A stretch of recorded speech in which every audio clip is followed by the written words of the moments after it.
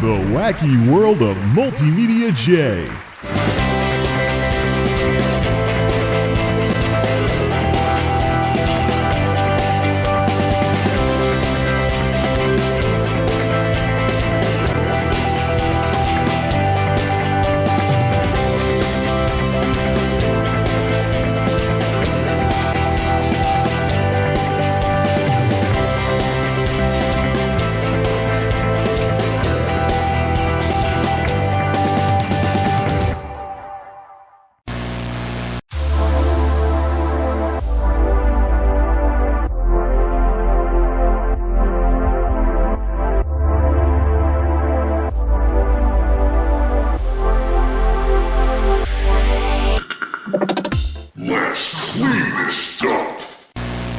Yesterday, my dad was very handily impressed with how I was able to clean the place up all nice and things like that.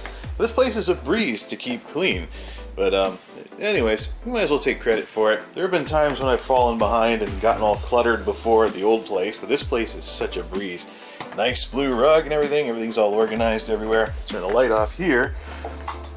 So the last bastion of stuff that needs a new home or needs to go or needs to be sifted is right there in front of me. There is clutter elsewhere in the house, but nowhere near as messy as this is. I'm also trying to figure out if there's a way of salvaging this chair, maybe with some duct tape or something. Get some black duct tape or something like that to just go over the chair with. Hopefully I don't end up with too much sticky residue. But it'd be nice to have a wheelie chair for the project area once there's some room for it to actually wheel around. Just gotta figure out what to do with the wooden chairs and whatnot. The tour lady who first introduced me to this place mentioned that the area that I'm using as the project area is usually where the living room would go, and they'd have like something resembling a kitchen table over where I have the main setup. However, I am actually considerate of my neighbors, and I don't want the subwoofer, well, can't see it from here, I don't want the subwoofer disturbing them, unlike the rap kids up the street. So I decided to put everything back there, so that it just shoots into the fence and the neighbor's garage, but not anyone's actual living space. Unless someone's living in that garage, in which case that's something else altogether. However, yeah, some of this clutter's been sitting here since the move. It's time to get rid of this stuff. Figure out where it goes, where it stays, find a home for it. Now, my dad was impressed yesterday, but it can still get better from here. So let's finish up the Great Sift, because like a lazy ass, I hid the remaining stuff back in the box, but it's all stuff that needs to be detangled and things like that. But let's pick right back up where we left off. Enermax Silencer Power Supply. This is the final power supply of the Silver Bullet. When that TurboLink piece of junk turned out to be completely useless, I decided to use this instead. Actually had a nice grill instead of cut metal for the fan, so one of the various ways was higher quality and higher wattage. Still a perfectly good working power supply. However, I don't know if I could really use it in the sleeper systems that I'm thinking of building, because there's no support for serial ATA. It's all Molex. I'd have to buy adapters for everything to hook up to it as well. So I think this is just barely not worth keeping around. I have two Antec power supplies that are newer than this. So, unfortunately, this will be our first thing to junk, even though it's a freaking power supply. Because even with the sleeper systems that could go in the Delosaurus or something like that, I would want something at least with some serial ATA support. On second thought, let's not and say we did with that Enermax power supply. Here's the two Antecs. One of them is a True Power with serial ATA support and more connectors in the whole 9 yards. I think what we should do, since they are power supplies, assuming none of them show any signs of capacitor plague, just use them until the hardware is just plain no longer compatible. So these two, the Antecs, this one's for the 2005 system, 480 watts, but also with the different wattages, it lets me do the efficiency curve based on the actual components in the system, which helps the computers run more efficiently. Power supplies are most efficient, last I checked, between 20% and 80% of their rated max wattage. Right now, Tuxedo is a little too, it doesn't really use enough power to really be in that curve for the massive power supply that it has. So these lower wattages give me options if I want to try using the efficiency curve to drop down to a lower watt power supply and run more efficiently that way to save power. especially when Monolith is going to focus very heavily on performance per watt. But at least for now, we have power supply options for any sleeper systems I might want to build. All 3 of these are keepers, and so are all the power supplies until they either stop working, show signs of capacitor plague, or are hardware-wise incompatible with motherboards that could go into these systems. This is the lone exception right here. This is the power supply from that piece of junk HP that I want to make into a sleeper system. It's eventually going to go back into its system, but it gives me basically a size guide for what I could squeeze into that thing if I wanted to turn it into a sleeper machine that looks like an old piece of junk but isn't. That's the oldest looking computer that I have too, so that would be the funniest. Even more funny than the Delosaurus. Okay, the last of the great Sift clutter now fits on top of the Z5500 box. So it's a little too busy for me to use as a background for going over these devices. So we will switch back to using the project table for that, beginning with, oh look, it's one of the Klipsch minis. Remember how I said these are separate, so I always kept losing them, versus the Logitech one that was combined together, so you always had your 3 minis for the adapters? Well, at least these things work on their own, but I'm always looking for minis and I can never find them, so put those there for a bag of those things to put together later on. Okay, I'm making an executive decision here, / major exception, for these Martha Stewart-y cottage-colored, pastel-colored HDMI cables, which are now snagging on the stuff I'm trying to untangle here. I picked these up a couple of years ago at Target in a cable bundle and thought I was getting a good deal. Because, look, a bunch of HDMIs, some toss links, some component, and some composite cables for like 20 bucks. I thought I was getting a deal, and maybe at the time I was, until I found out these were the earlier standards of HDMI. So you couldn't even use them with a PlayStation 3, your screen would keep blanking because it wasn't the most recent standard of HDMI at the time. So I've stuck with monoprice ever since. So buyer beware. I don't think these will even work with hardly anything anymore because most of the newer stuff requires what, HDMI 1.3 at least? These weren't even that. Anyways. There. Now where were we? I must have thrown this one in the wrong pile last time because the HP mouse is back from the original computer. We've already talked about that one though. Let's talk about the one that I got after it. This compact mouse. After this one was a little too loose, I didn't really like the feel of it, I went to Radio Shack and picked up one of these, which is essentially the exact same mouse, except it says compact instead of HP. This is from before the merger, as you can imagine. Look at that. Exact same effing mouse. This one was more solidly built for some strange reason. This mouse got me made fun of by some of the IT computer nerd types that I was going to school with. They saw me using this thing, and they were like, "What on earth are you doing, Jay? You have an HP computer, HP monitor, HP speakers, at the time, and a compact mouse. What, did you steal that from the computer center or something?" The building on campus with all the computers. I don't think they even used compact. They had some kind of brown box builder build all the systems at the time, but he was like, "Why do you have a compact mouse?" Well, the compact mouse has now come to the end of the road. There's not even a wheel on this thing, much less any side buttons or anything, so it's a joke. And just like its little brother over there, Ball Mouse PS2. Yeah, rubbish. This time we will visually confirm that the HP mouse is in the right bin this time.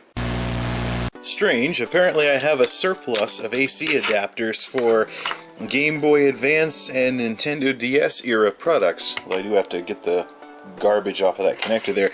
I think this might actually be the connector from my original Nintendo DS. The hinge broke on it, so I wound up having to get rid of it. Wasn't using it for much except for an alarm clock and whatnot, but I still have the power adapter. That's not the weirdest part, though. The weirdest part in terms of the power adapter being the last surviving piece of XYZ item would be this. An NES-era Nintendo AC adapter. This is for an NES.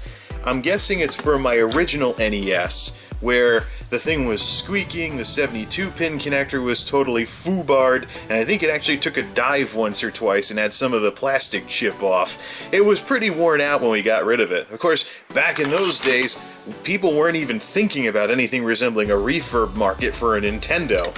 So it's just one of those things where we're kind of hitting our, kind of kicking ourselves for it later, now that people are trying to buy and fix up old gray Nintendos and stuff like that. But at least the AC adapter still works. What's the output on this thing?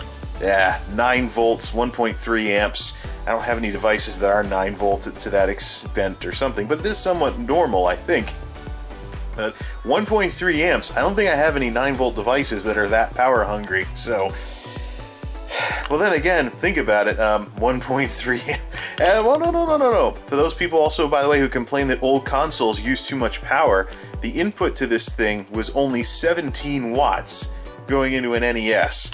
17 watts. That does mean the Famiclones are more power efficient, but you show me a 17 watt gaming computer. Oh, wait a minute, the turd Shiba, all these years later, idles at 10 watts. So, yeah, it's not a matter of, these aren't power tools. The wattage is not something that's really that big of a deal with some of this older hardware. However, I still think the secondhand store might be interested in this peripheral if they've got an NES that needs one, or has one that's no good. One of those two. Either way, I don't have an NES to use this with, so whatever. Famiclones it is! My original quick cam from the start of the millennium. First webcam I ever owned. I was ripped off by the college bookstore. That seems to be a pattern. I was ripped off by the college bookstore, but at least it was USB 1.1. I don't know where the base went. There's a rubber base that this goes onto somewhere around here, and there's something resembling a focusing ring, but the picture quality on this is abysmal. I got this working several years ago for a Good, the Bad, the Ugly parody about good camera, bad camera, ugly camera, which I think might be a good candidate for a Daily Motion classic of some sort. But this is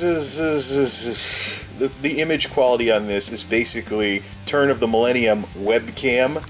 It's a total disaster, and it has taken up space long enough. It's time to be recycle binned. Plus, I don't know where the bottom went. We still have plenty of spaghetti to go through, ladies and gentlemen. We found it! The crossover cable for USB for the Thermaltake laptop cooler thing. Let's fix this problem right now. Not with... Oh, there we go. I was gonna say not with one hand. So, will this fit? This is for power to the device. This is for power to the device to power the USB hub, and it doesn't fit. Yeah. Either way, the two of them are back together now, so we can keep using this thing and not junk it. Woo! This will be good for the upload station. Ah, finally, something a little more useful. This Logitech ball cam is circa the mid-2000s or so, but it still works. It has a built-in microphone. It may only do 4.3, so it's not like the HD ones that are out there nowadays. This is the last webcam that I ever picked up, but it has a lot better options for clipping into stuff. So I've tossed around the idea of using this if I could hide it somehow. If I needed something resembling a security camera, I wonder if this could actually work for that if I tuned everything up well enough. Well, we'll keep this around and do some experimenting with that a little later on. Another interesting find from Radio Shack. No, it is not a phone cable. It's actually a big 1/4-inch mini with this coily telephone something or another. I think this was originally made for studio headsets, but back in my younger, dumber days, I would buy mini plugs for all sorts of stuff. If I wanted sound across the room, like to have a radio in one corner of the room, going all the way over to my computer for the speakers and things like that, these kinds of things are what I would get. I don't know if this thing still has a good... Get in the shot, darn it. I don't know if this thing still has a good connection or not, but I want to try and fold it up so it doesn't get all tangled again. There might be some use for this, as there will be for the other mini stuff too, but that's a project that I will explore at a later date.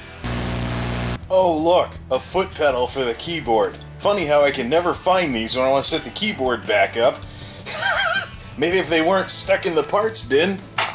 I need a new home for these things. Maybe put it more with the music stuff instead of the electronic stuff, even though it's basically a wire with a switch inside a box. That didn't sound good. Right, let's keep it separate this time. Cancel that! The cord is pulling out. It's too cheap to be really worth putting much effort into. There's better pedals I can get for the keyboard anyways.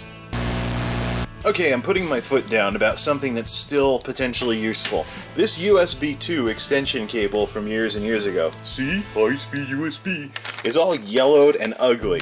I can get some from Monoprice if I need another one of these things with a much better color that won't yellow like this. Okay, black. There, I said it. I'm sorry, but anything that's not black is pathetic with electronics these days, because all this beige or putty or whatever color you want to call it turns into this horrible looking, disgusting, right, after X amount of years when the plastic starts yellowing. So, okay, no, we'll get more from Monoprice, we need more cables. Likewise with this yellowing Jensen microphone from the early 2000s. Yeah, I went to a mini plug back in the day, but I can get adapters and better looking mics these days. Plus, I have the Blue Yeti and the Behringer to cover all my recording needs. I don't need these cheaper ones that I tried back in college. Oh, brother, the QCat. One of the biggest disasters of the dot-com bubble. Because, you know, adding the internet to just about anything makes it better, right? Even when you're reading a magazine. Oh, look, a barcode. Ding! Let's go to the website and contribute to spyware. Yeah.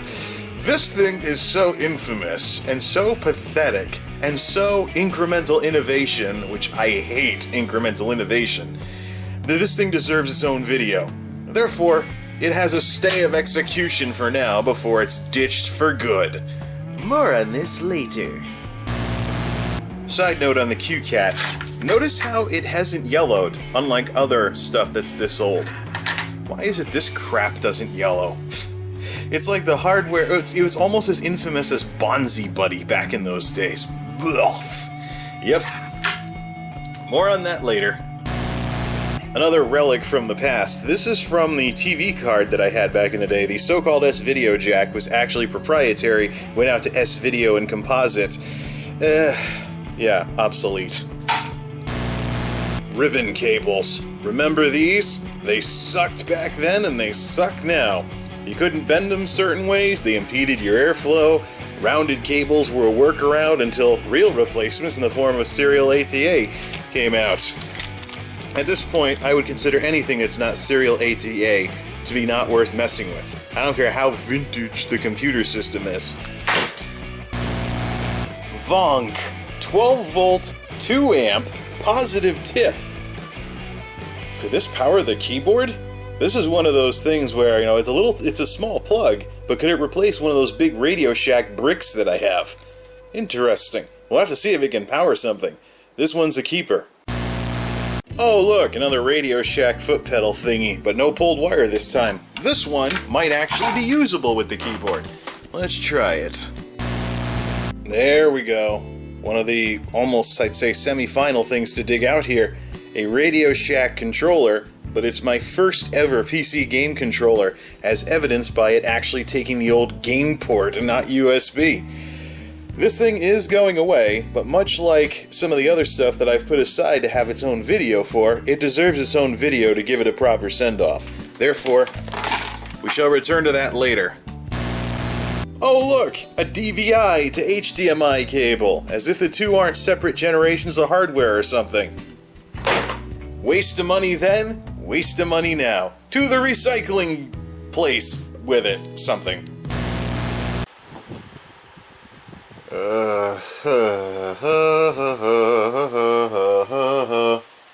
Well, it's definitely too late to go to the recycling place now. This is unexpected. Had an early supper, and then the coffee crash from this morning was immediately afterwards. The two of those stacked didn't exactly go together very well. Alright, where were we at with this rubbish? Oh, still a little cluttery, but... Alright, let's finish this up. That's what's left right there. This is all that's left to crochet and untangle or what have you. Let's get it done. Another one of these mystery blocks. 12 volt, 2 amp, positive tip. I swear this could probably run something that's got one of those big Radio Shack blocks still. Is this circuit miniaturization, or is there something crappier about the components in this power supply? Don't have an oscilloscope to check for ripple or anything, but whatever. Some folks may see just another mini cable here, but I recognize from the state of this cable, the state of this wire, this is the one from those Radio Shack speakers over there. You can see how the insulation where it was getting twisted and bent and things like that was kind of starting to get all slimy and stuff like that. Yeah, I think I can rewire that with something better. Thank you very much. Anywho. So I've just observed that I'm fidgeting away at something, at a bunch of wires. Something that kind of resembles, and I'm in a chair, an office chair that can rock back and forth. Yeah, what I'm doing kind of resembles what older folks do in knitting and rocking chair or something. This is what I'm going to be doing when I'm like really, really old, right? Everyone's going to bring me their thing full of wires, and I'm going to untangle them for them. That's what I'll be doing after I retire. Okay, I need to knock it off with the bad jokes and finish this thing. Watch, I'll bet I've jinxed myself this far in advance. Let's check back in a couple decades. Then again, when the remainder of the great Sift is big enough to pick up off the floor like this, that's when you know you're making progress. 12 volts, 100 milliamps. Wimp. Now we've come to the most somber disposal, this Optimus mic from the early 2000s. This thing is beat up, probably doesn't have any sound quality left in it, and it's upstaged by the Blue Yeti and the Behringer. Basically, it's more worth it to switch to the Behringer if something happens to the Yeti than to ever bring this one out of retirement. This was the microphone that I used to record the production material, which eventually became the spots for the radio station for my college radio show. The late Saturday night metal show that I used to do back in my wilder and crazier days. This came onto the YouTube scene as well for voiceovers, particularly in some of the playsome stuffs of the late 2000s. It has since been replaced with better mics in the forms of the Behringer and the Blue Yeti. There's really not much of a reason for this thing to stick around anymore. It's old and tired, and it's Radio Shack. Ooh. So it's like Karaoke Mic plus plus. The sound quality on the Behringer and the Yeti blow this thing away, and I think if I ever got back into mics like this, it would probably be another Behringer XM8500 or a Shure SM58. That's kind of the unofficial standard for mics like this anyways. Otherwise, I'll stick to the podcasting stuff and its condenser setup. So, let's set it down gently for a proper send-off with the other rubbish mics that are part of this. They're getting... Well, at the time, this was what I thought was good. Just like those terrible computer sound speakers, or computer speakers back then, when you had like a 4-inch subwoofer and it was the first loud system you ever had. You're like, oh man, this is bassy. And then you realize 100 hertz isn't really bass. It's just boomy and blech. That's what this is. It's a holdover from that time period. Ton of sentimental value, but it's a cheap Radio Shack mic. Probably couldn't even make it with a PA system or karaoke bar. Never mind. Well, karaoke bar for the drunks to spit into, but that's about it. Likewise with that old one over there. There's another one that I think I've already gotten rid of. I only want 2 mics, a main and a backup. The Yeti is the main, the Behringer is the backup. It's been a good run. And now, the weirdest keep of all of these, the answering machine. This is the last answering machine that I plan on buying. It's the AT&T hardware. It's basically, it's all you can get nowadays, like 20-something. You have to go digging for it, but they're still out there. Answering machines are still a thing. The reason I'm going to hold on to this is the reason I should have held on to my last answering machine, or the reason why I wound up getting this in the first place. There was a point where the phone company, well, AT&T back then before the Frontier switch off, there was a point where AT&T dropped the power block. Okay, I give up. There was a point where AT&T was rather insulting with their voicemail options, and it actually made sense to get an answering machine again. There was a point where there was a per-month charge just to have voicemail on your phone, At that point, you can basically buy an answering machine for $20 and get the equivalent of voicemail, and it's simpler. You don't have to type the code and the password. You can do a remote code on this thing, but in terms of checking your messages when you're at home, it's actually simpler to use one of these things than it is to dial into the voicemail and, whoa, what was my password again? Especially if you don't receive a lot of phone calls. So, I think, despite this being about as 1990s as it gets in terms of the technology, that I'll probably be holding on to this answering machine for a while. And if I really want to, I can always hook it back up and set it to less rings than voicemail, just for fun. See what happens. Or have the voicemail as a backup to the answering machine. Either or. Either way, I spend the money for this thing. It still works. Let's find some use for it, somehow. That's it. We're done. All that's left is some power blocks, an old Radio Shack one, some other stuff, an old alarm clock, which is completely redundant at this point. So all of that can go in here. Now, as you can see, this is nowhere near as big as the last one. So I am going to do the 2 trips thing, but we know everything in here is no good. Don't want to keep it. And we know everything over there is A-OK, good to go. So basically, for things like gutting the Delosaurus, gutting the HP machine that we want to use for the sleeper machine and everything, we know that it can all go in here. And then that will be round 2 sometime next week, maybe when volume is slow at the warehouse or something like that. That can be round 2 for the going out to the recycling place. And then we can sort these things out a little further from there. But in terms of what to keep, what to ditch is right here in front of me. And this can actually replace that box. We can finally get rid of that box and just have everything in plastic totes once I get everything sorted out. Matter of fact, I think maybe this will serve one last time for put this in there, then all the good stuff in here, and put a lid on it so it can actually look somewhat neat. And then we'll do some more organization of it later on. But that is that for this round of the Great Sift. There is some stuff that's going to be added to this bin that's going to have its own video. We also have to put the speakers in their box to head out as well. And this place is going to be radically, insanely decluttered once this is all finally, after all this time, been cleaned up. This is MultimediaJay signing off. Thanks for stopping by.